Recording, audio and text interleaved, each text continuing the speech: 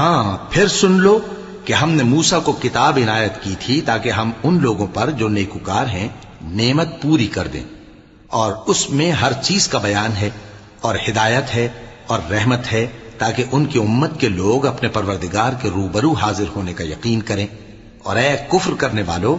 یہ کتاب بھی ہم ہی نے اتاری ہے برکت والی، تو اس کی پیروی کرو اور اللہ سے ڈرو تاکہ تم پر مہربانی کی جائے۔ اور اس لیے اتاری ہے کہ تم یوں نہ کہو کہ ہم سے پہلے 2 ہی گروہوں پر کتابیں اتری ہیں اور ہم ان کے پڑھنے سے بے خبر تھے،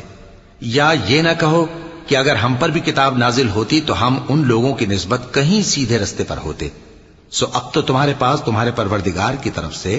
دلیل اور ہدایت اور رحمت آ گئی ہے، تو اس سے بڑھ کر ظالم کون ہوگا جو اللہ کی آیتوں کی تکذیب کرے اور ان سے لوگوں کو پھیرے۔ جو لوگ ہماری آیتوں سے پھیرتے ہیں، اس پھیرنے کے سبب ہم ان کو